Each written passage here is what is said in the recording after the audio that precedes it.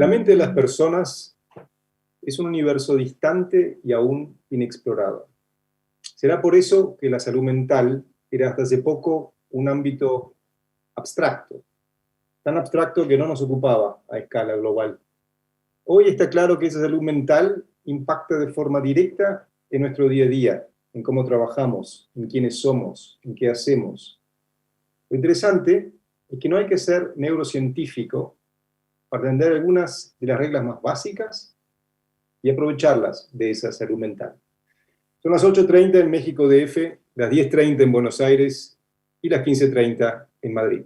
Bienvenidos a Herederos de Cambio, yo soy Flavio Canila. Y yo soy Pablo Barassi. Hoy tenemos el gusto de conversar con Regina Altier. En su haber tiene la experiencia de haber cambiado el mundo de las finanzas por algo aparentemente menos cuantificable como la salud mental de las personas. Como cofundadora y CEO de Cuéntame, hoy ayuda a pymes y corporaciones y no solamente a redefinir grupos de equipos de trabajo, sino a cómo ellos deben y pueden innovar mejor. Regina, muy bienvenida. Muchísimas gracias por la invitación. Feliz de estar acá con ustedes. Felicidades nuestras, Regina. Muchísimas gracias por tu tiempo. Y a ver, la última pandemia marcó para muchos lo que algunos llamaban una parada en boxes. Algunos pudieron hacer sus cambios internos, sus replanteos, otros siguieron en el trajín de siempre. Regina, ¿cómo viviste los últimos años y cómo te fue en ese momento de reflexión, de parada silenciosa? Cuéntanos algo de cómo fue para Regina a ti esto. Mira, creo que la pandemia para nosotros, para mí en particular, implicó un tema de crecimiento tanto desde el aspecto laboral, porque tuvimos la oportunidad de todo lo que estábamos cosechando con Cuéntame, ¿no? De generar un producto que ayudara a impulsar la salud mental en las empresas, en las personas, en las comunidades, que de pronto estaba lleno de tabús, la gente no entendía, casi no se hablaba sobre el tema de salud mental. Llegábamos a tocar la puerta antes de la pandemia a las empresas y decían, ¿qué es eso? Eso no es tan relevante para nosotros, no está dentro de los objetivos, ¿no? Y de pronto lo que sucede con la pandemia es que todo cambia. De pronto las personas se vuelven y se convierten en el mindset de los directores de las empresas, no nada más de recursos humanos, sino de a nivel organizacional, se convierten como el punto más importante que hay que cuidar.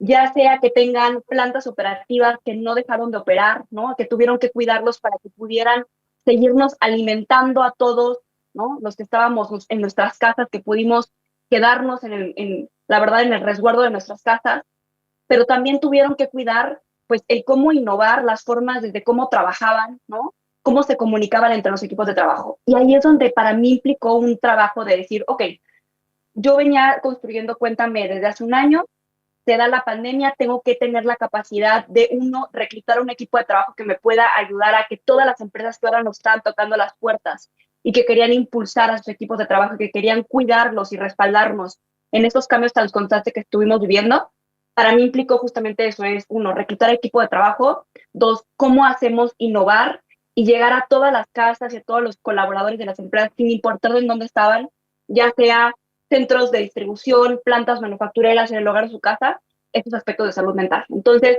esos son de los primeros puntos que para mí implicó. Por otro lado, a nivel personal, también se me dio la oportunidad de regresar a mi casa, ¿no?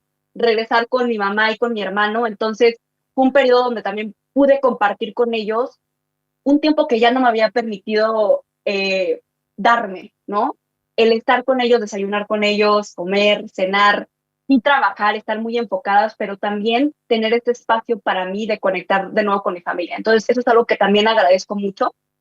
Y por último, fíjate que a mí me dio COVID hasta hace apenas 2 meses, en el periodo más fuerte de la pandemia. Tuve la fortuna de no contagiarme, pero cuando me dio, uno de los puntos de aprendizaje más fuertes que me llevo es, uno, ¿cuál es la importancia de cuidar el cuerpo? ¿No? Para que entonces cuando vengan esas enfermedades tengan esa capacidad de poder afrontarlo, ¿no? Entonces, ¿cómo es importante la alimentación, la salud mental, la salud incluso, ¿sabes? De sentir que tienes una comunidad que te respalda y de mandar un mensaje, oye, me está pasando esto, me siento así, de tener gente que me ame y que me conteste su teléfono, ¿no?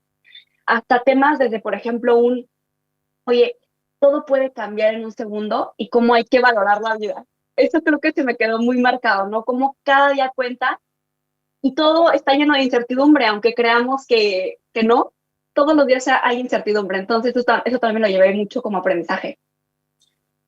Yo me quedo con eso y me quedo con tu sonrisa cuando decís incertidumbre.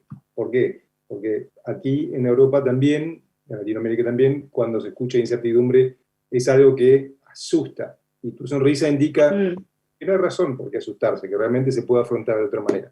Pero déjame llevarte a un lugar un poco anterior a lo que fue este quiebre que fue la pandemia.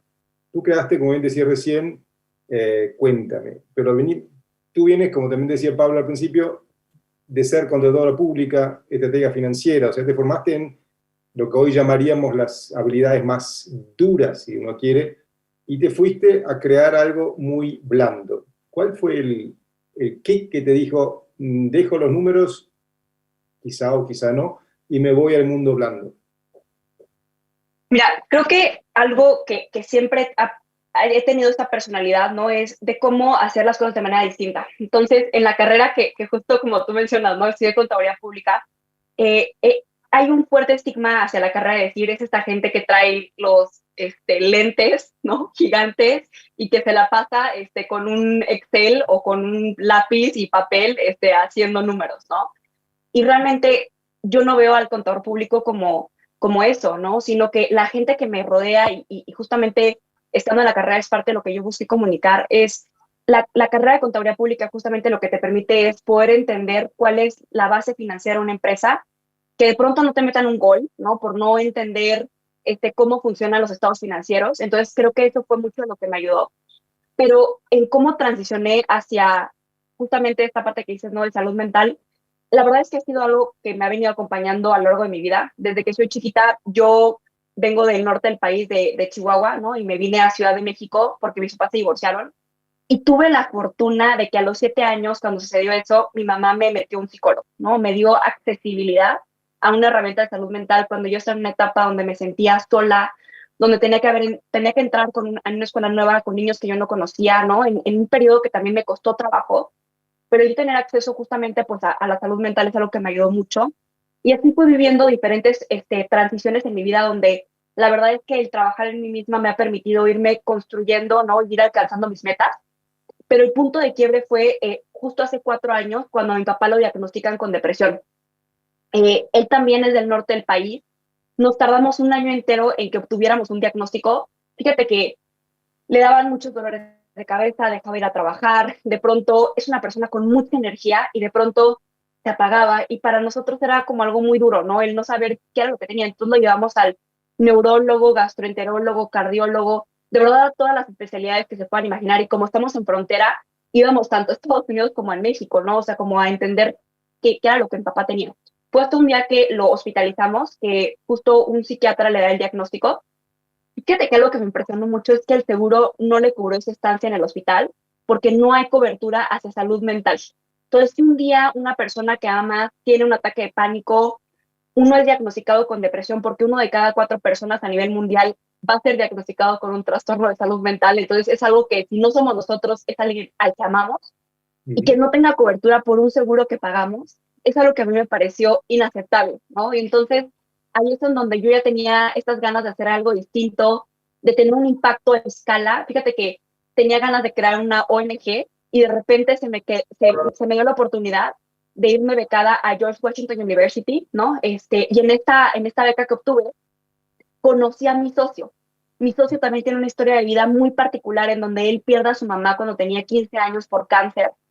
Y entonces conectamos de una manera muy impresionante de decir, híjole, a ti también te costó mucho trabajo tener acceso a la salud mental. Sí, fíjate que a mí también, o sea, a mi papá también le costó eso. ¿Qué tal si hacemos algo para Latinoamérica? ¿No? ¿Qué tal si justamente buscamos un modelo en el cual podamos tocar vidas? Y ahí es en donde inicia Cuéntame.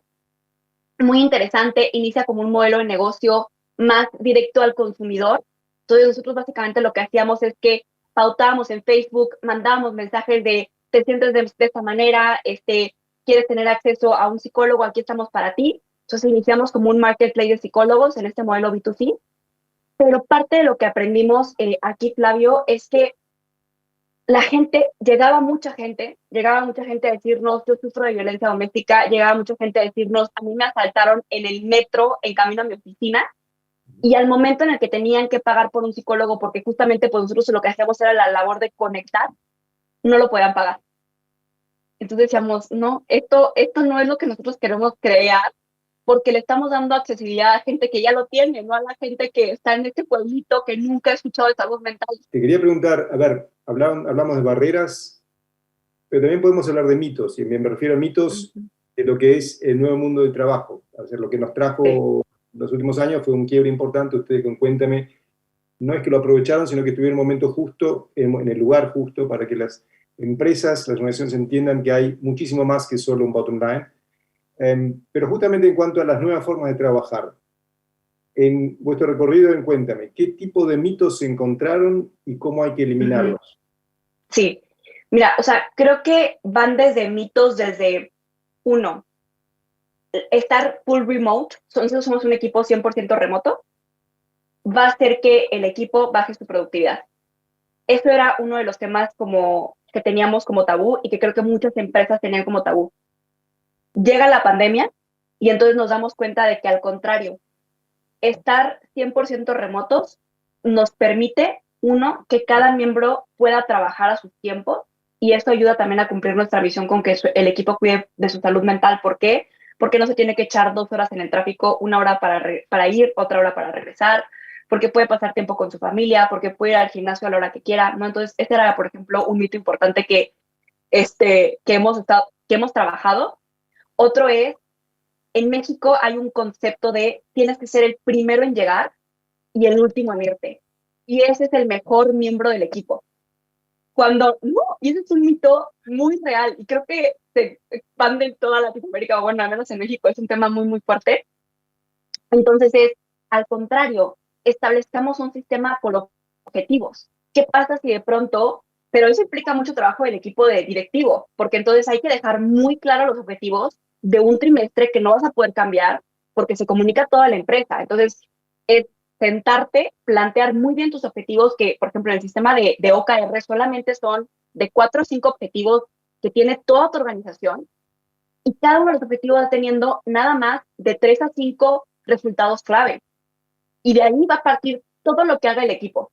Entonces, también implica mucho trabajo de parte directivo de decir qué es realmente la métrica que queremos mover, cuáles son los objetivos y los resultados clave que nos van a permitir eso, y después que cada miembro del equipo sepa cómo contribuye a eso.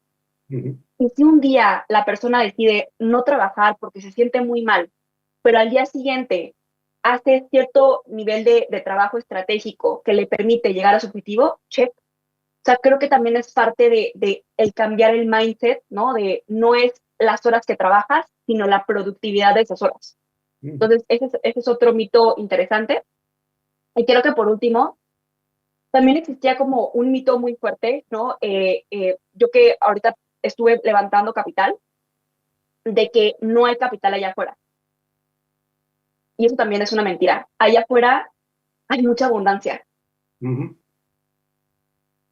Pero muchas veces hay que estudiar el cómo acceder a eso. Tienes que rodearte de la gente que te va a permitir tener acceso a esas personas que te pueden invertir. Tienes que trabajar en un plan, no nada más a 18 meses, sino tener claridad de aquí a 10 años, qué es lo que vas a hacer y cómo vas a ir penetrando el mercado. Tienes que crear un personaje, y eso es algo que yo tuve que trabajar fuertemente, un personaje en donde lo que el inversionista necesita ver es lo que tú tienes que proyectarle y asegurar que eso va a suceder y tener el plan y el equipo para lograrlo, porque no nada más es proyectarlo, sino realmente poder sostenerlo. Entonces, creo que también este es otro mito en el cual nos enfrentamos en el momento de pandemia y en el momento ahorita que está habiendo una crisis financiera muy fuerte, que estamos en guerra, ¿no? Sí hay capital allá afuera. Nada más el chiste es cómo acceder a él. Cómo acceder, que tiene su metodología, su forma de presentación y también su parte justamente psicológica, ¿no? Regina, ahí el sentido común mismo en carne propia sabe que todos somos más efectivos si nos sentimos bien de cuerpo, de alma y espíritu. Te digo, lo vienen diciendo las filosofías, las creencias, la ciencia lo refuerza. Y sin embargo, parecería ser que hubiéramos descubierto, y en Herederos del Cambio somos fuertes impulsores de esto, todo el tema de el psychological safety, la necesidad de ese liderazgo más consciente. ¿Dónde han encontrado más resistencia? ¿En los departamentos que hoy todavía se llaman de recursos humanos o, digamos, en la misma línea de trabajo? Algo que hasta nuestros hijos nos dicen que es obvio. Bueno, es obvio para una generación y quizás no para otra. ¿Dónde han encontrado mayores resistencias? ¿En el proyecto y en la instalación de todo lo bueno que están haciendo? Yo creo que en el mindset de las personas. Es un tema de mentalidad. No creo que es un tema generacional, porque hemos encontrado personas de 60, 70 años que son grandes impulsores del proyecto y que trabajan incluso a un nivel de velocidad muchísimo más ágil que muchos jóvenes. Entonces, no creo que sea un tema generacional. Quizás sí la generación lo que te hace es, pues bueno, la generación Z trae otras metodologías, trae otras formas de pensar, etcétera. Pero creo que todo el tiempo estar aprendiendo es una cuestión de mindset, ¿no? Y es una cuestión de qué tanto quieres crecer como persona e impactar a la gente alrededor de tuya. Entonces, creo que lo primero que ha sido es llegar a las personas clave que realmente tienen esta mentalidad de decir cómo, uno, transformamos la experiencia del colaborador para que desde que ingrese hasta el último día que está con nosotros, incluso 3 meses después de que nos dé o que sale de la empresa, siga teniendo esta cultura y esta experiencia que nosotros como organización se los podemos brindar. Entonces, por ejemplo, eso ha sido como un punto importante de aquellas personas que no tienen esa mentalidad de que el colaborador es lo más importante y que hay, así como al cliente al que le vendemos, hay que generar una experiencia, hay que innovar, hay que mandar mensajes poderosos. Aquel que no ve a sus colaboradores como clientes, ha sido difícil llegar, tocar la puerta y que nos la abran, ¿no? Entonces, ese ha sido uno. Fíjate que el Departamento de Recursos Humanos, creo que la pandemia lo que le permitió es cambiar la forma en la que era visto por parte de otros directivos como el que nada más paga nómina y contrata, ¿no? O sea, como que era visto así y de repente en la pandemia son los guerreros que se encargaron de hacer que todo funcionara. Desde cómo mandamos a todos a su casa y organizamos la logística, los que siguen operando, identificar a personas que están en grupos vulnerables que tienen diabetes, hipertensión, etcétera, y sacarlos de la operación para no ponerlos en riesgo. O sea, fue todos los que hicieron como que todo el plan estratégico. Y ahorita creo que lo que está pasando es que, ya que está pasando un poco la pospandemia, es cómo se siguen volviendo relevantes los equipos de recursos humanos, ¿no? Y ahí es donde está como que el reto, y creo que muchos directores no quieren soltar el ser la mano derecha del CEO, y ahí es donde viene todo ese tema de necesita mucha preparación, necesita mucha innovación y sobre todo mucha agilidad. O sea, creo que el mundo se está moviendo demasiado rápido y aquellas empresas que no se están moviendo a ese ritmo se van a quedar atrás. Y ese es ese ritmo cultural, es ese ritmo de entender al cliente, de entender a tu usuario, de entender a tu colaborador, ¿no? Entonces, creo que el gran bloqueo es personas que no tienen una mentalidad de cambio, que entonces no están dispuestas a probar algo nuevo o incluso a meter el tema de salud mental en su empresa. Todavía hay organizaciones que dicen, ese tema no se toca aquí, o sea, está prohibido tocar ese tema aquí porque no queremos que nos vayan a demandar, no queremos que entonces la gente se vuelva más floja. Ese es otro buen mito. Tener seguridad psicológica es que el líder sonría todo el tiempo y le diga, sí, una palmada en la espalda al colaborador y todo va a estar bien. Eso no es seguridad psicológica. Seguridad psicológica es, no lograste la meta, entonces te digo uno a uno a ti, no en público, uno a uno a ti te doy el feedback, ¿no? Eso es seguridad psicológica. Seguridad psicológica es que los miembros de tu equipo puedan hablar y puedan decir, esto está mal y esto no va a hacer que logremos el objetivo, y que eso se lo digan al líder y el líder diga, de acuerdo, voy a tomar el punto, y te puede decir si estás en lo correcto o no estoy de acuerdo contigo, porque también no te tiene que dar que sí en el todo, ¿no? Pero entonces, tener ese nivel de conversación donde el líder tiene que estar súper seguro de su rol para que entonces cuando otros te cuestionen, estés abierto a decir, sí, quizás no va por ahí, o no estoy de acuerdo contigo y vamos a seguir con este plan, pero al menos te escuché. ¿No? Eso es un cambio de mindset importante. Vayamos entonces a hablar un poquito del elefante en el salón, si uno quiere, de los líderes que ya habíamos mencionado y todo eso, y del liderazgo en sí, que es un tema que en Heredero de Cambio lo estamos tratando de trabajar y ayudar también para que evolucione hacia otra dimensión. ¿Cuáles serían las conversaciones que los líderes hoy deberían estar teniendo y no están teniendo con sus equipos? Sí, mira, creo que lo primero es la pregunta de cómo estás. pero un cómo estás real. O sea, no un cómo estás, quedamos todos los días cuando alguien te manda un mensaje de WhatsApp y pones cómo estás nada más para quedar bien, ¿no? Sino realmente un cómo estás tú y cómo arrancas la semana es una muy buena práctica que puedes hacer con tu equipo. O sea, tomémonos 10 minutos de equipo para que cada quien en un minuto diga cómo está, cómo arranca la semana. Incluso hasta lo puedes hacer en un tema como inspiracional. Y aceptar que puede haber gente que te diga, estoy mal, la verdad es que el fin de semana me la pasé terrible, no descansé nada y estoy iniciando mi semana muy apagada. Y bueno, gracias por compartirlo, por favor avísame si puedo hacer algo al respecto. Y si lo haces en un grupo, híjole, eso te permite a ti ver como un líder vulnerable, no un líder que conecta de humano a humano. Entonces, eso te diría que es el primer punto, ¿no? Una vez que ya tocaste como esa base, el segundo es tener reuniones 1-a-1 con tu equipo, aunque sea cada 3 meses, ¿no? Pero si tú estás liderando un equipo de trabajo, que puedas tener feedback directo de los miembros de tu equipo, 1-a-1, puedes decirles como, oigan, es parte de su responsabilidad de equipo que cada quien me agende 30 minutos cada 3 meses, cuando ustedes quieran, pero tiene que suceder antes de que se termine el trimestre, ¿no? Y entonces, ya no es que tú como líder les vas a agendar la reunión, no, sino que también les das un sentido de responsabilidad, de decir, yo para poder también tener un plan de crecimiento tengo que sentarme con mi líder y escuchar y platicarle lo que no me está gustando y lo que sí me está gustando. Entonces, eso también es una muy buena práctica que muchos startups están implementando, pero que no lo he visto tanto con los corporativos, ¿no? Entonces, creo que también es algo que se tiene que llevar. El tercer punto es métrica. O sea, creo que mucho de lo que está permitiendo ahorita todo el tema de data analytics es poder tener data que te vaya mostrando cómo se está sintiendo tu equipo. Si tú tienes la posibilidad de tener acceso a esa información o tu líder de recursos humanos y después tener comparativos por equipos de trabajo y decir, oye, será un tema de líder, será un tema del área, o sea, qué es lo que está pasando, pero tener data para poder identificar a tiempo y hacerlo más preventivo, más que reactivo ya cuando la persona se fue y se fue porque no hubo un tema con su líder, ¿no? Entonces, eso también es un tema importante. Y el cuarto es liderar con el ejemplo.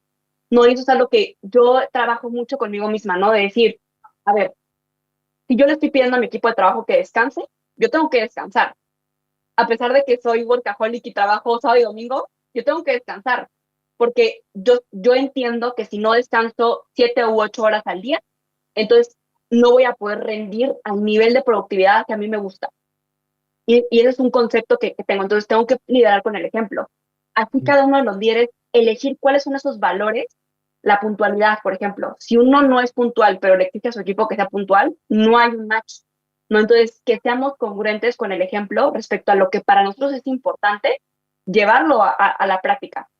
Y quizás un último punto así como de bonus. Ahorita estoy viendo muchas herramientas que están permitiendo como ya no tener tantas reuniones. Algo que ha salido mucho en los diagnósticos que hemos hecho de burnout en las empresas es que la gente está harta de las juntitis. Se está cansada de las juntitis porque no les permite operar. Y la gente tiene que, entonces, se la pasen juntas de 9 de la mañana a 6 de la tarde y a las 6 de la tarde tiene que empezar a trabajar. Entonces, ahorita existen herramientas como Drift, Loom, que te permiten, y eso es una práctica que metimos en Cuéntame, te permiten grabar un video de 5 o 10 minutos explicándole al equipo lo que quieres que logre.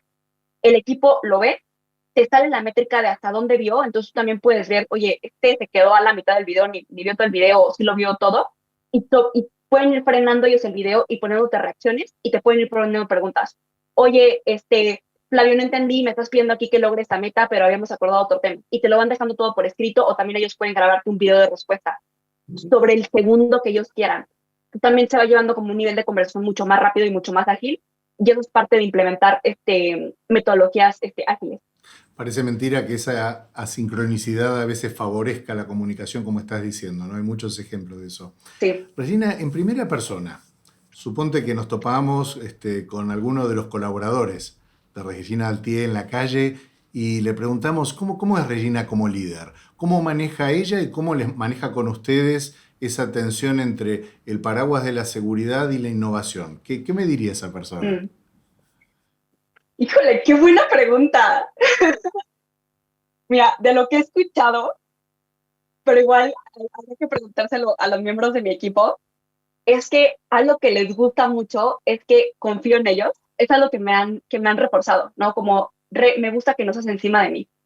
Me gusta que planteamos objetivos semanales, me dejas operar y el lunes siguiente me exiges y vamos viendo punto por punto. Si algo no salió, te explico el por qué, pero me gusta que me das flexibilidad de operar y no estás encima de mí. Entonces, eso es algo que he escuchado, que creo que es algo bueno porque pues permite que vayamos más ágiles. Creo que lo segundo que te diría es, sí soy una persona que me gusta mucho el orden. Entonces, o sea, me gusta que literalmente todos lo estamos trabajando en Notion, que es una herramienta que nos ha permitido sumar a todo el equipo de trabajo y que todo el equipo tenga perfecta visibilidad de hacia dónde vamos. No hay documentado que no tengan acceso todos los miembros del equipo porque queremos que todos estemos alineados. Entonces, creo que eso también es algo que te diría, que te dirían, ¿no? O sea, que me gusta mucho el orden, me gusta mucho que todo sea muy visual. Si algo no lo entiendo, literalmente les digo, oye, explícame, no entiendo esta parte. Y si yo no la entiendo, quiere decir que otros miembros del equipo no la entienden. Y entonces eso nos está poniendo una barrera para lograr el objetivo. Entonces me gusta mucho que la gente sea muy clara. Y fíjate que algo que creo que me falta mejorar y que es algo que no me lo han dicho, pero lo noto, es también el tema de está bien fracasar. O sea, porque lo verbalizo, pero cuando fracasamos es algo que digo, no, y no, está bien fracasar porque fracasar es parte de la innovación. Y lo que te define no es el fracaso, porque todos vamos a fracasar, sino lo que haces después del fracaso. Eso es lo que te define, la acción posterior a que fracasaste, que dijiste, esto no salió, qué aprendí y hacia dónde, y cómo me sigo moviendo. Es no dejarte de mover. O sea, creo que eso también es algo que creo que te dirán los miembros de mi equipo. Y por último, creo que también el tema de cultura ha sido algo muy importante, que no necesariamente yo, Pablo, he instaurado. La verdad es que tengo otros grandes cofundadores que le han metido mucho el tema de cultura, en particular uno de ellos que es el que lleva todo el tema de operaciones. Pero entonces, por ejemplo, cada mes tenemos una sesión de cultura que no organizamos nosotros. Se elige aleatoriamente a 3 personas del equipo, que puede ser un miembro del equipo de tech, uno de comercial y un diseñador o alguien del C-level. Puede tocarnos a cualquiera con cualquier persona. Y entonces tiene que vivir el valor de alguna manera para el resto del equipo. ¿Y sabes lo que hizo el equipo hace un mes? Estábamos viendo el valor de Feel Proud, que es el valor de siéntete orgulloso de estar haciendo salud mental. Y nos pusieron en Miro una escaleta con el nombre de cada uno de los miembros del equipo. Y entonces nos pusieron una dinámica donde tú tenías que escribir después de tu nombre qué es lo que siempre quisiste hacer y nunca te atreviste. ¿Cómo te recordarían otros? O sea, como una serie de cosas que nos hizo reflexionar y al final o sea, la reflexión final fue como, esto es lo que estamos habilitando para otras personas, entonces siéntete orgulloso de estar haciendo salud mental. Como que esto creo que también ha sido como algo muy padre de Cuéntame. Déjame ahí para seguir aprendiendo y ya casi como la tercera, anteúltima pregunta, prometido. Como dice Pablo, es tan rico esto que, bueno, ya hablaremos de eso. Hablamos de valores, hablamos de cultura y hablamos de incertidumbre. En este mundo que es incierto, hay un valor que parecería ser que está desapareciendo, también un poco en base a la nueva forma de trabajar, a los nómadas globales, llámalo como tú quieras. Y me refiero a la cultura del trabajo. ¿Cómo te parece a vos? Y también desde la experiencia más general que puedes tener en base a tu recorrido, ¿cómo te parece a ti que podemos repensar o reinstalar ese valor en el marco del tiempo, en tiempos de incertidumbre? O sea, ¿cómo podemos volver a darle valor al trabajo?